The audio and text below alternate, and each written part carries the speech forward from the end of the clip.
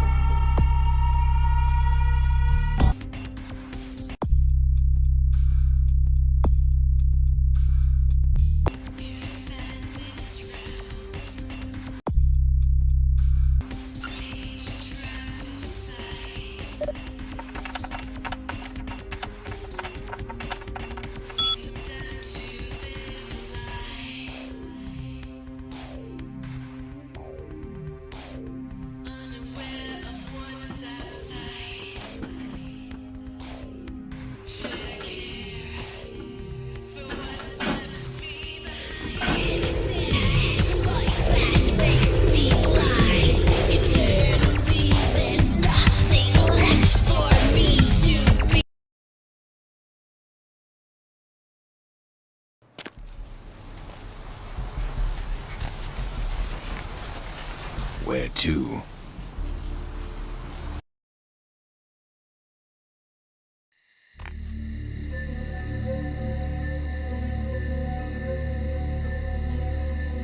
You! What are you doing here?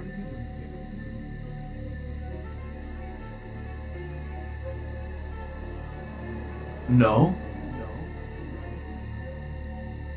You should get out of here. This place is bad news. Pardon me.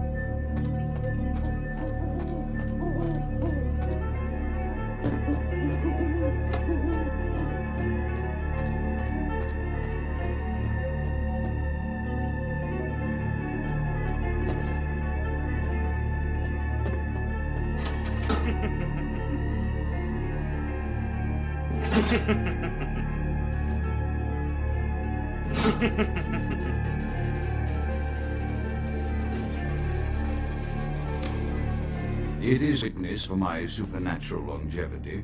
I am thinking of one unfortunate phenomenon in particular, of unique interest to my station, both as a professional and as a sufferer of this vampiric condition.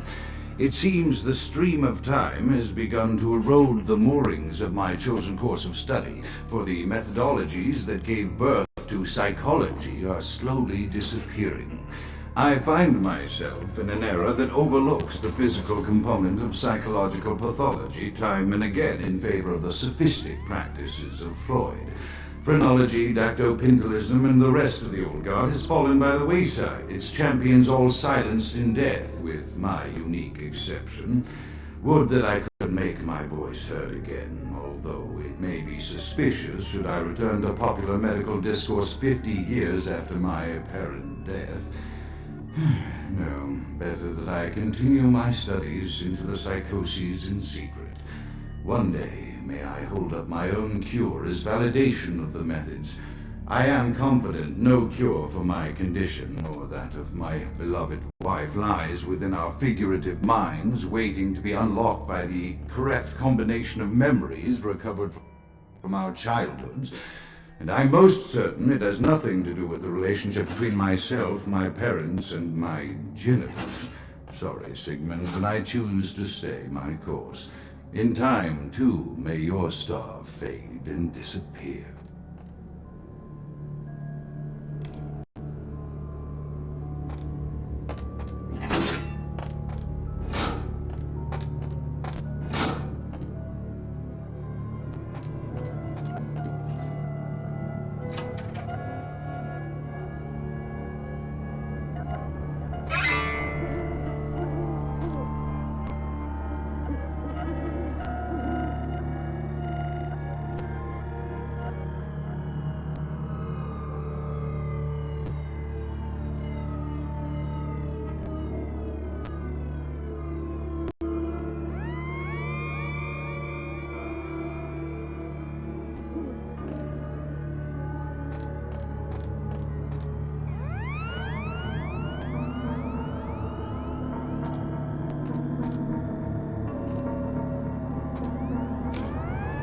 Another unfortunate casualty to tide of time, insane asylums.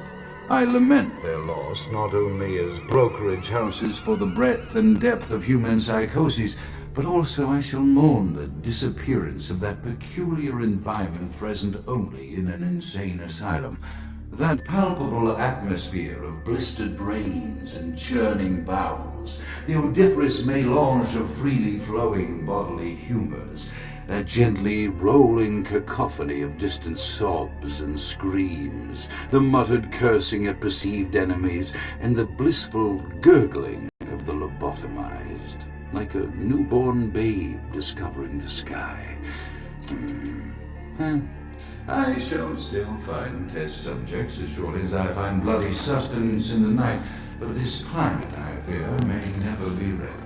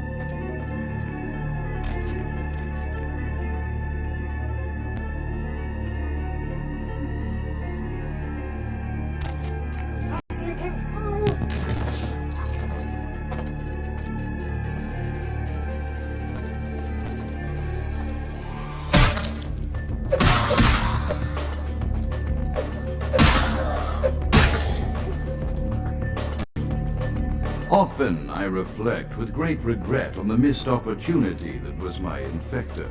Had I been conscious after the attack, I could have stopped the orderlies from locking her in the roaming pen. What I would give for just one interview, a few simple questions of the plague-ridden woman who met her end that dawn. Of course, there is no guarantee she would have been any more helpful than my current crop of test subjects, mewling wretches. Few could be called enthusiastic. Given the nature of the tests, I cannot expect the same fervor from all, but a modicum of cooperation would be appreciated. Animals. The one called John went so far as to gnaw off his arm and escape into the floorboards like some feral rodent. I still hear him scurrying about at night. He must be making an atrocious mess in there. My studies proceed at a languid pace. I'm mired in a foul ennui as my wife's illness advances. My subjects grow restless without proper supervision, but I cannot pull myself back from this black depression. How many nights I've wasted now, gazing from the tower walk, pondering the frailty of existence.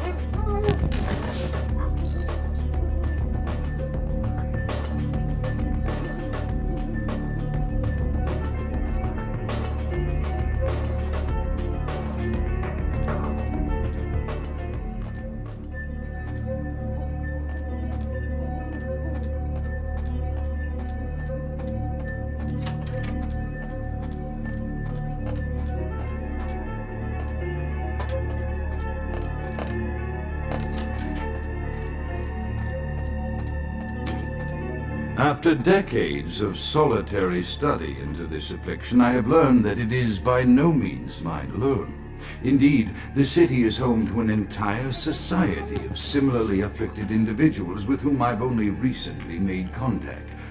They are an understandably standoffish sort by and large, but I have been able to confirm with them that the condition is indeed vampirism, which apparently comes in a multitude of strains, each with a spectacular set of symptoms such as invisibility, even a sort of lycanthropy. Through numerous official interactions with the governing body of this secret society, I have concluded that their fundamental understanding of the vampiric condition is woefully lacking and mired in suspicion and pseudo-religious dogma that would make a Turk balk for its strictures. Indeed, they seemed impressed with my studies and the eloquence with which I was able to present them. Apparently, the typical sufferer of my particular strain of vampirism is far from the vanguard of the King's English. So impressed were they that they even offered me an office in their government, a rather high office by the sound of things. I believe I shall accept. If nothing else, it should provide a lofty vantage point from which to observe the breadth and epidemiology of the affliction, so that I may move more expeditiously toward a cure.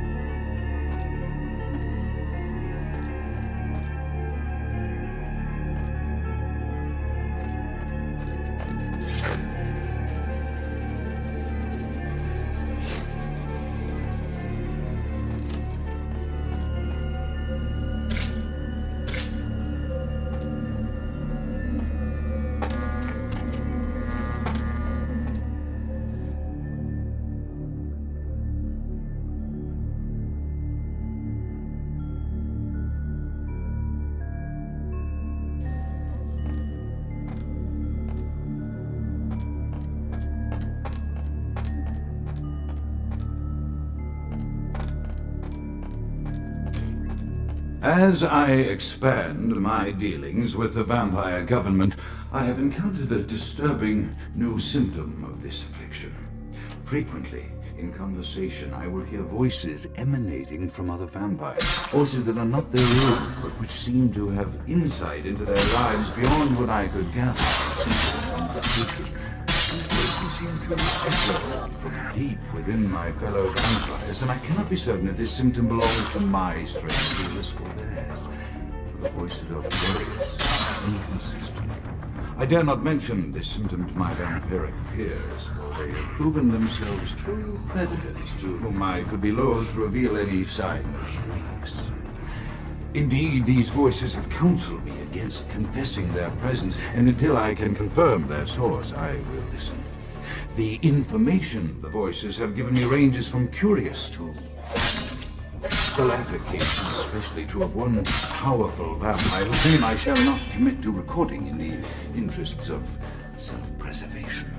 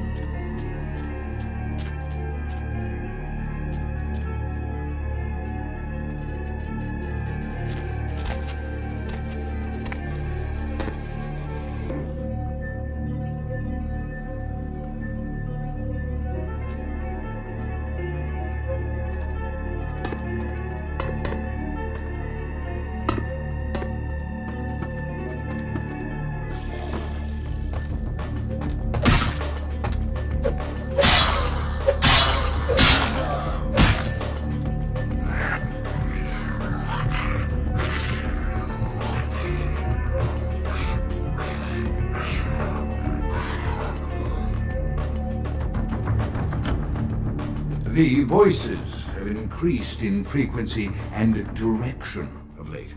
They have begun to stay with me long after conversation has ceased and are serving as quite a distraction. I fear others are beginning to notice my preoccupation at the vampire gatherings. I am thinking again of the particular vampire of whom I spoke previously, who I dare not name for my growing fear. If the voices are to be believed, then my caution is warranted, for they speak of his blackest crimes, both past and future. More than once I have seen the suspicion in his eyes and heard the distrust in his voice when speaking with me. The fear must register on my face, as it is all I can do in these moments to keep from crying out in chorus with the voices. I am no longer safe. I know it. The voices have proven themselves authentic, and I have withdrawn from the Vampire Society entirely. My absence will no doubt draw attention, but I could no longer hold my fragile composure around the ravenous eyes of my vampire peers, especially not around him. The voices compelled me to make what I fear is a Faustian bargain, but I had to, for their demands are constant and merciless. I have secluded myself within the mansion. I know he will strike out at me. He will go to any length to achieve his ambitions, and he knows it, I know. I have taken precautions to protect my beloved wife. Her cure will have to wait until our immediate safety is guaranteed. The mansion was constructed with security in mind, but at that time I was not privy to the full range of vampire capabilities. The voices echo in the twisted corridors of my psyche, dark whisperings of a macabre and formless menace, the approach of which portends an end to all of this.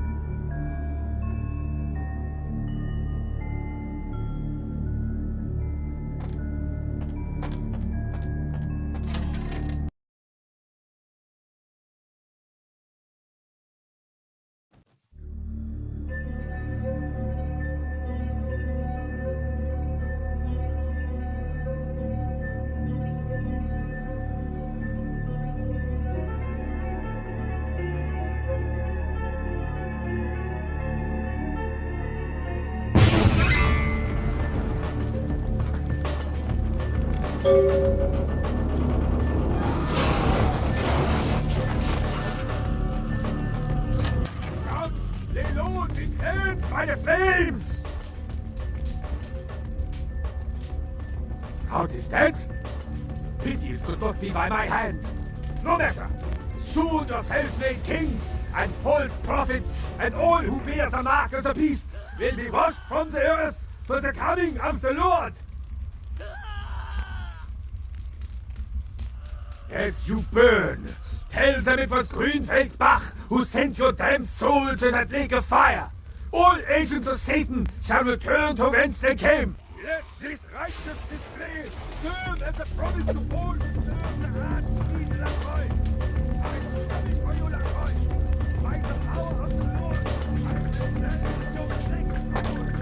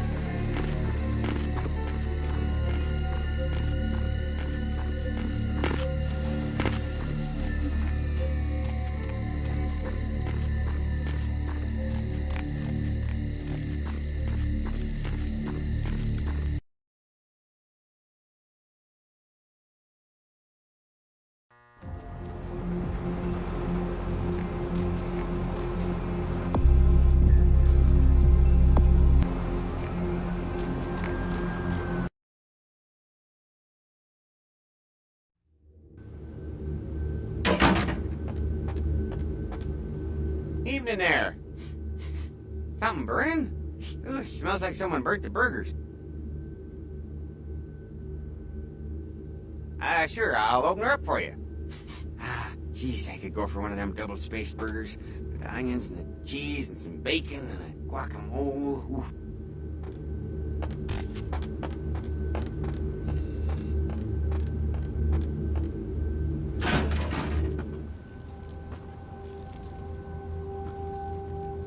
The Primogens still haven't been contacted by Grout. I thought I made it clear that you are not supposed to come back until we had heard from him. Grout's dead. What? Bach! Every time I think he's lost the scent. So, Bach killed Grout to draw me out.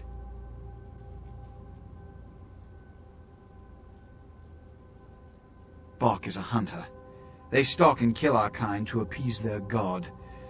But like many mortals, their so-called faith is nothing but a conduit through which they quench their killing urge. Who else would have killed Grout?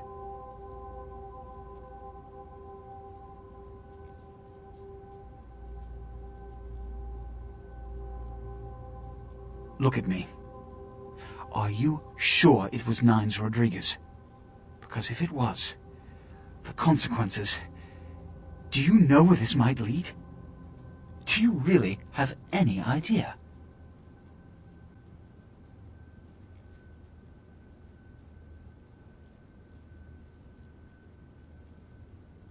I'm glad you find this so amusing. I don't.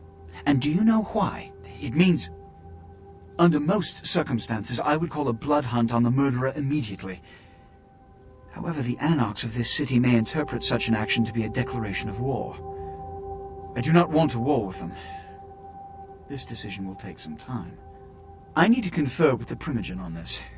In the meantime, I've come to a decision on the Ankaran sarcophagus, and I believe that for the safety of the inhabitants of this city, we need to place the sarcophagus under Camarilla protection until its contents can be confirmed. You don't like me. I can be a bit harsh at times, but you must remember, the responsibility of this city's kindred rests on my shoulders. So naturally, I cannot always be a patient man. But you have been of service, and it is appreciated. This also is very important, so I need to call upon your skill once more. The Ankaran sarcophagus was quietly delivered to the Museum of Natural History a few hours ago. I would like you to bring it back here for safekeeping. Let me finish. The manifest from the Dane shows there was a small box from the same dig on board, but it was listed as missing. Keep an eye open for it. It may have been overlooked. It's crucial we get the sarcophagus in our possession within the next few hours.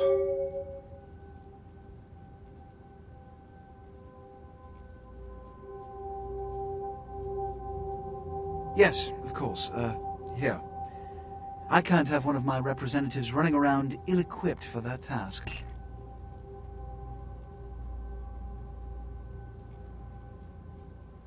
Here are the keys to the front door of the museum. The sarcophagus should be in an examination room of some sort. There's a small security staff on site, but I don't want a massacre. Mortals are just as easy to deceive as they are to kill. One or two, but that's all. My history with that family dates back to Bach's grandfather, who pursued me into Africa, where I killed him. Bach's father tracked me to London to meet his death. And now Bach and the Society of Leopold have followed me across America. They never learn. Witch hunters, an anachronistic holdover from the Middle Ages. They are inquisitors, whose fanaticism has convinced them that their triumph over the supernatural will save mankind and secure them a cushy spot in heaven.